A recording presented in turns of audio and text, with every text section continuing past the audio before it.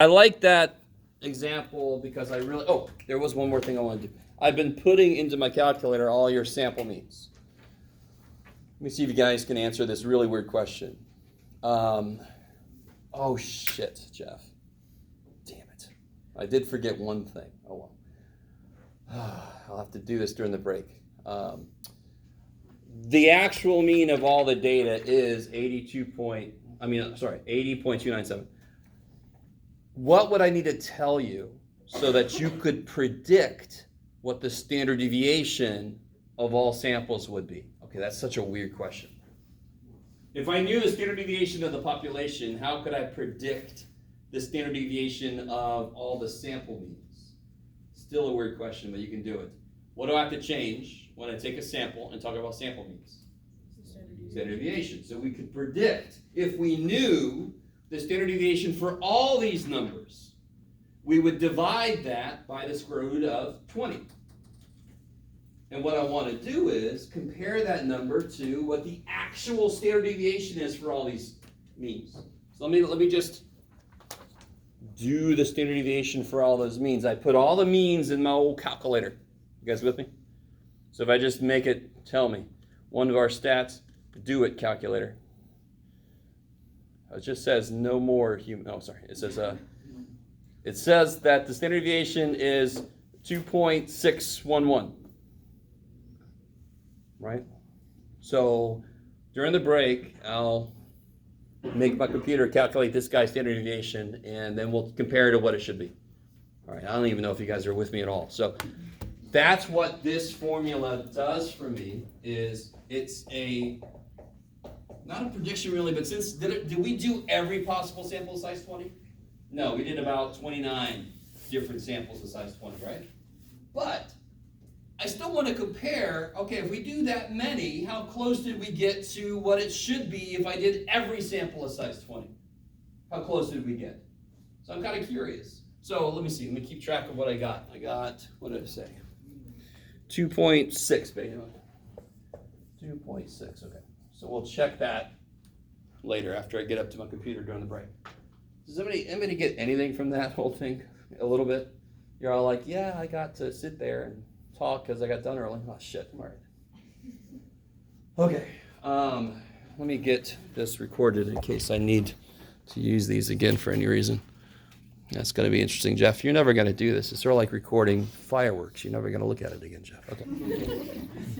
Got to record these. No, why? Why? Just shut up and watch. Okay. So let's get into new stuff today. Oh, shit. Yeah.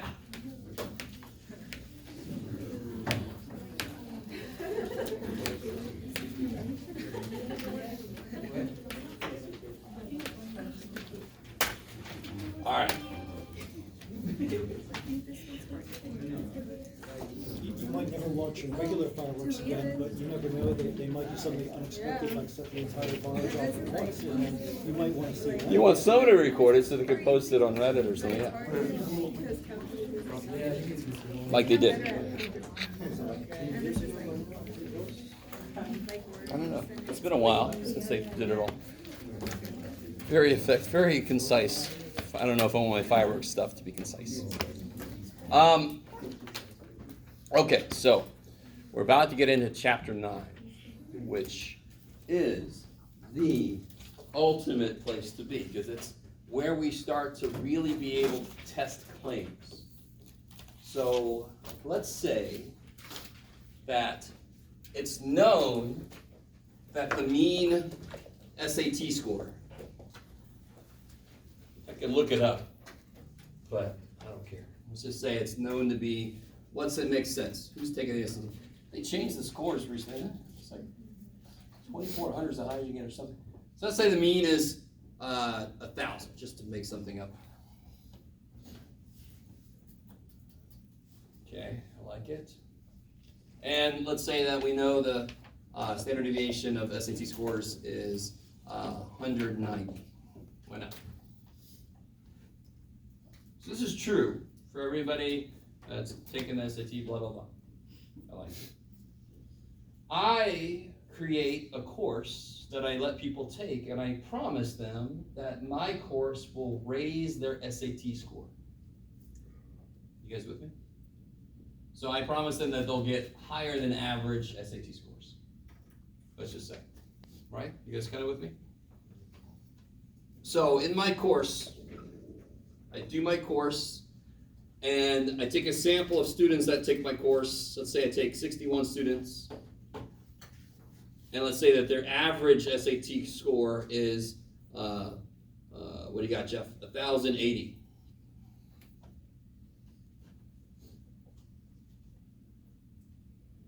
Is that proof of my claim by itself? Isn't 1,080 bigger than 1,000, right? But it's the correct statement to say that is not proof. Why not? 1,080 is bigger than 1,000. What the shit? You guys can do it. Not even that. It's just because it's based on a sample, period. Right? If you take a sample, do you expect the average to be the same as the population average? In fact, I put money on it not being the same. So, now get this is really important. A sample by itself can never prove anything about some claim about the population. It can be evidence of something. So let me ask you this. Is 1,080 bigger than 1,000 enough?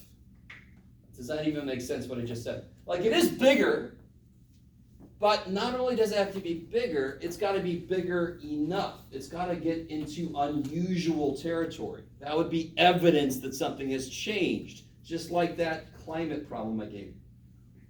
Right? It's not really evidence things have changed unless it's something unusual outside of the realm of what I expect.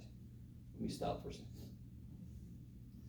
This is the chapter where we're going to define unusual a little more precisely, depending on the situation. How can I see, what can I use to see how far away my results got from everybody else's? What do we use in statistics to talk about distance? Z-scores. Can you calculate the z-score that shows the distance between those two things? What do you have to do first? What can I not use directly that I got written up here? Yeah, why can't I use that dude? Because I took a sample of 61. I need to find the spread for 60. I mean, for a group of 61. Can't like it. So a couple things. Why do I know this is normal enough to do this? Greater than 30. Which score could I use? Z or T? Why Z? Because I know the population standard deviation. I like it. So how do I get the z-score for this then? It's going to be my data minus the middle divided by the appropriate spread. We've done this before. Find a new standard deviation. What's that going to be? It's going to be 190 divided by square root 61. I like it. What's that going to be, Jen? 224 about? 24 something? It's making shit up here. How's that sound? What is it? 24.3. Oh, sweet. Whatever.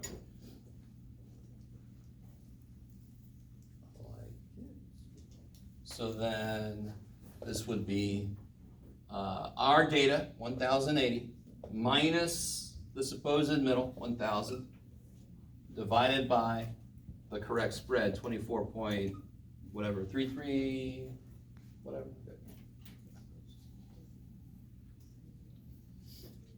That's like 3.3 something.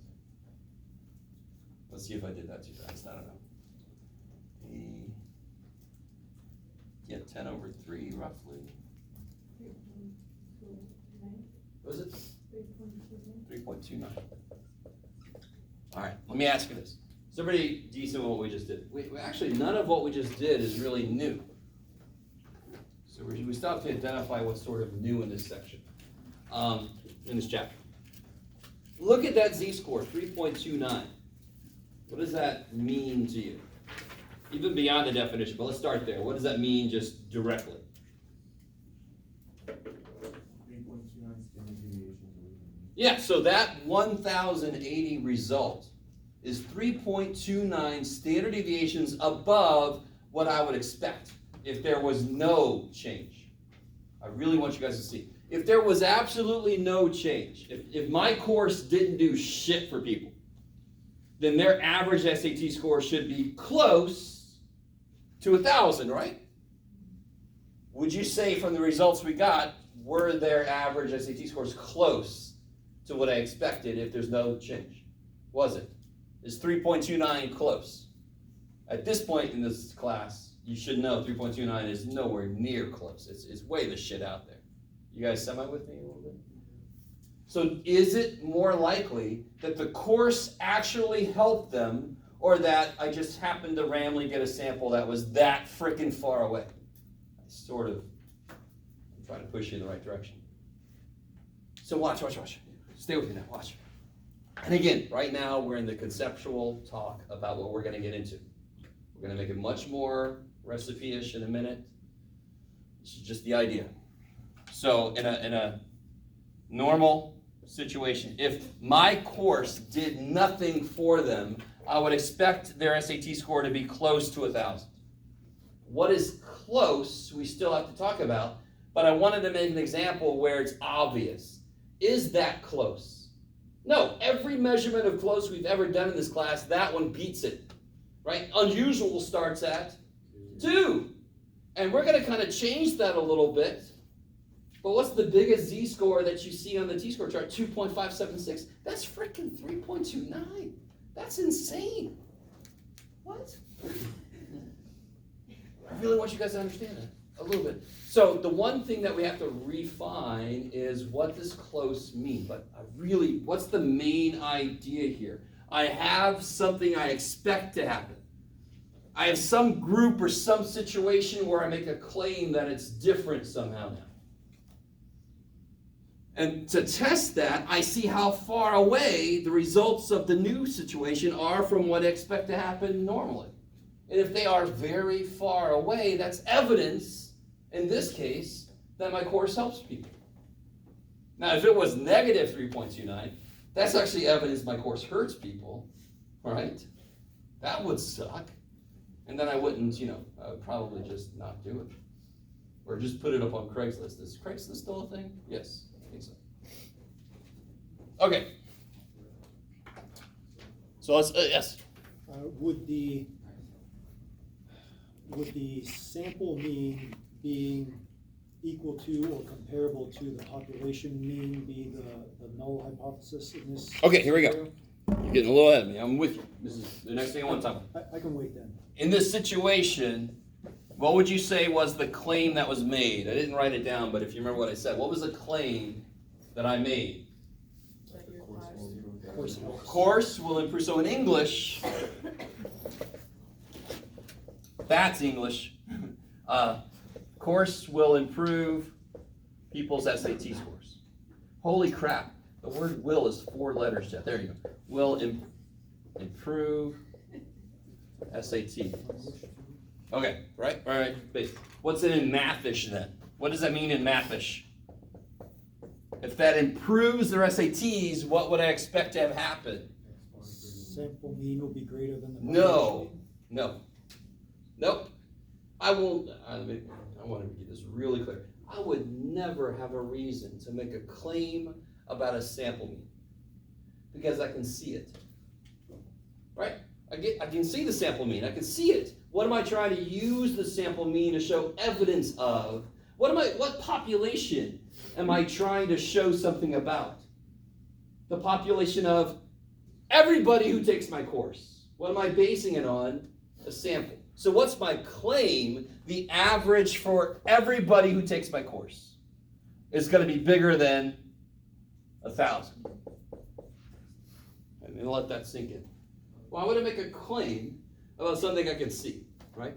I claim there's people in this room. Oh, good job, Jeff. Yay. I claim there's people in the next room. Okay, that's interesting. I don't know. Let's go see. Right? How do you know that? I can feel their life essence. Whatever. Right? Let's check that out. Yes, no, maybe? That seems like a silly little thing, but at the beginning of these problems, we start with the claim. The claim will never have sample symbols in it. We'll never say anything about a sample because that's silly. It's always going to talk about a population. That's the thing I don't know. It's what I'm going to make a claim about because I don't know. All right, now, okay. So now let's get into a little bit of technical stuff. All right. So if you make a claim, there inherently is something you're sort of fighting against. What am I fighting against inherently with the claim I've made? What's sort of the opposite of the claim I made? That's what I'm kind of fighting against. Like, I'm like, I think my course is going to help people. What's this guy over here saying? This guy, I was thinking about these old men in a coffee shop, by the way, arguing. Oh, yeah, Trump's great. Oh, yeah, you suck. Oh. You ever seen old men in a coffee shop? And they're arguing about stuff? I mean, it's hilarious to watch. Sometimes. Unless just like a pass, like the one guy told you. Taking the course won't have any effect on the grades? And actually worse than that, it will be at most 1,000. That's the opposite of my claim.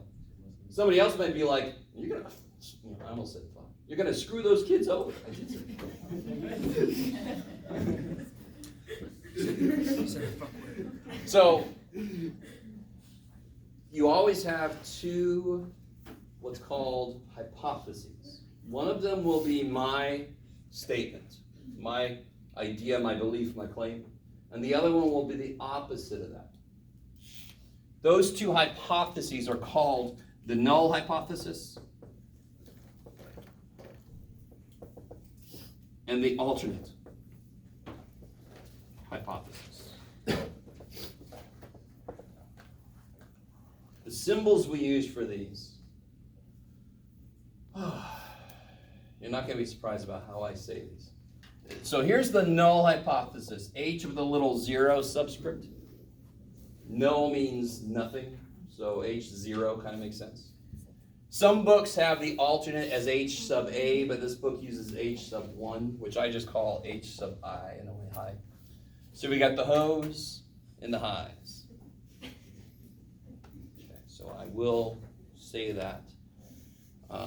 So my standard thing is if I offend anybody, wait a few minutes, I'll do it again. I don't know if I've told you that yet. Where's the other side of the freaking board? There it is. Okay. Okay, now stay with me. The way we've set these tests up. Is everybody with me so far? Those are new, those symbols and those words are new, but they're capturing the two stances. I have a belief and I'm inherently fighting against something else. Kind of makes sense. So I got these two old men, one thinks one thing, the other thinks the exact opposite. Right? Just because that keeps their blood going and they live a little longer. The null hypothesis is always going to be the one that thinks it's in here somewhere. So the null hypothesis will always be the one that includes an equal to statement. It's always the one that allows for it to equal this. So it's basically the stance that nothing's changed. Things have stayed the same, right? That's why I used to call that the stick in the mud hypothesis, right? It's the same old shit. So in this case, the null hypothesis, well, let me see. And so the alternate one will be the one we can actually show evidence for. Different from that. Has there been a change? Does my claim have an equal to sign in it? No. So which one will it go in for? The high. Because what does the null, I don't know why I'm trying to be so nice. What's the hoe always need? Equal. What did it say? It needs an equal sign. So I write my claim down. I say, does it have an equal sign? No. So it goes in for the high. What goes here then? What's the opposite of this? Don't just say this. Equal or less than? Yes, there you go. Okay, let me stop for a second. That choice is so that we have a very straightforward way to always do hypothesis tests the same way.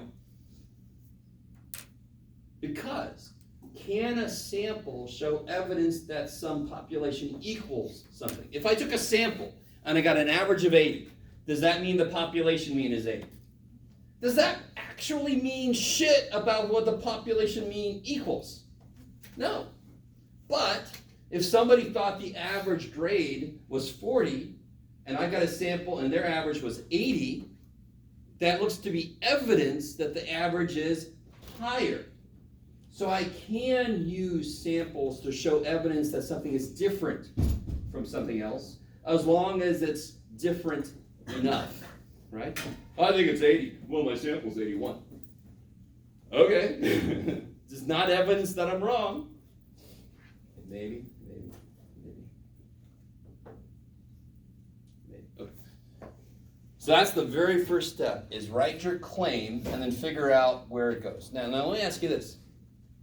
This actually came up earlier in something I said, but can you guys see how many tail tests would this be? Would this be one tail or two tails? Where does my sample have to show up to show evidence for H1? Only up here.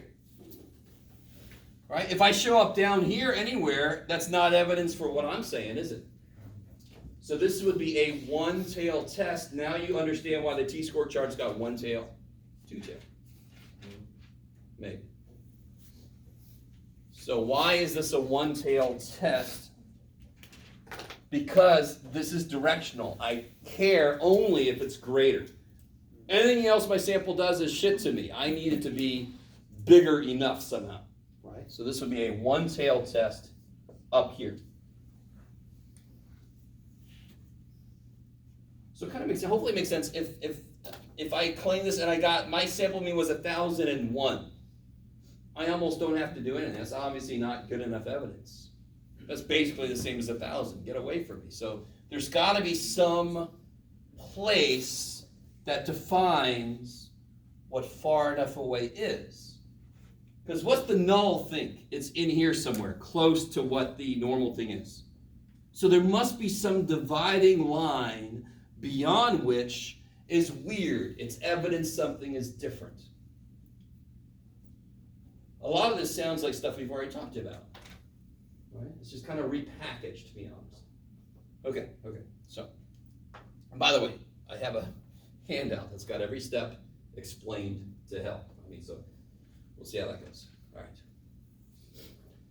right. Continuing with this, we've already done some of these steps. So that's the first step, right there. What's your claim and what's the hypotheses? Okay. The second step is something we already did with this problem up here, which is, can I use Z or T scores? Good old Zort. Right?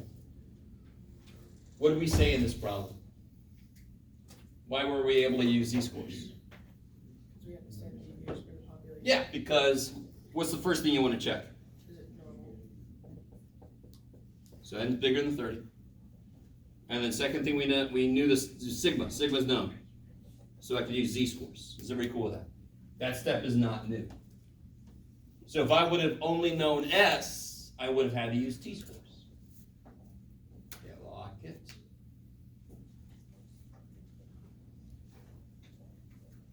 I'll do one more step and then we'll take a break, I think.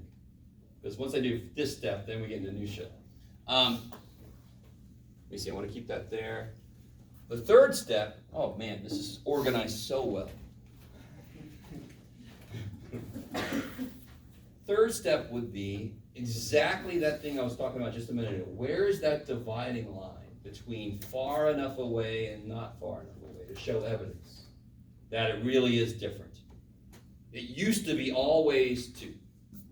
Two steps, either way, was unusual. Now we're going to be a little more precise. And why do I want to be a little more precise?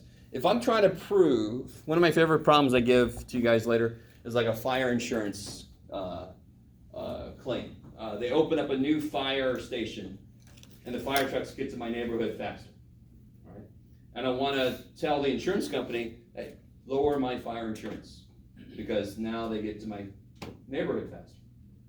Does the fire insurance company want to lower your rates? Would they want it to be easier or harder for you to show evidence? Harder. So they're going to change their alpha so that it's more than 2 steps. It's like maybe 2.576. You got to be that far away to show us evidence that your insurance should change. Are you guys semi with me? A little bit. So that idea of where far enough away starts is dependent on the situation. Who is it you're trying to prove something to, or any of that? Okay, maybe. So in this case, let me say alpha is, let's say 0.05. That's the standard one we use. Right? So in the book, if they don't say, it's that. We know we can use z-scores, right? And how many tail test was it? 1 tail test. Did I even write that down? Well, I drew a picture. Can you guys use the t-score chart to find the z-score I need?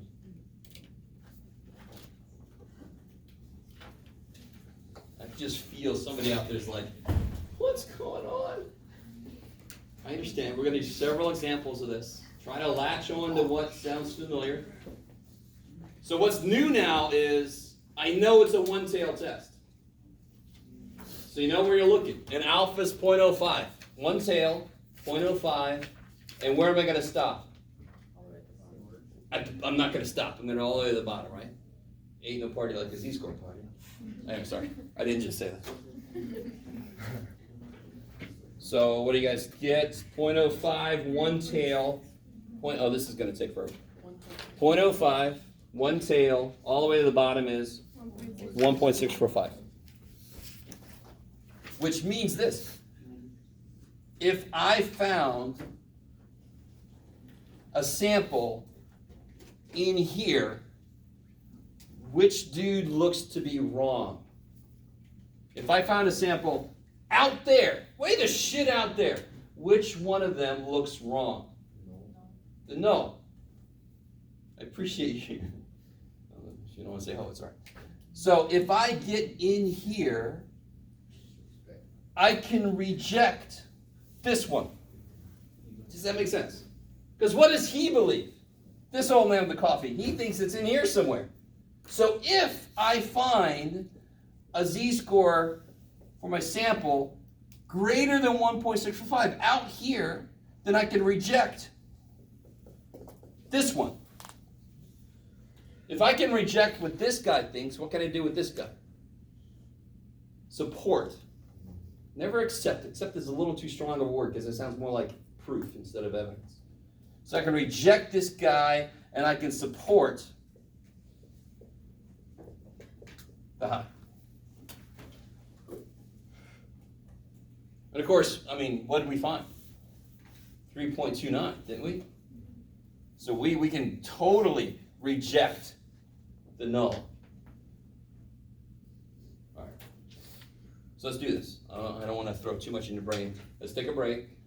I'm going to run upstairs and figure out the standard deviation thing from the other thing. And then I'll give you guys some handout stuff. Okay. Come back.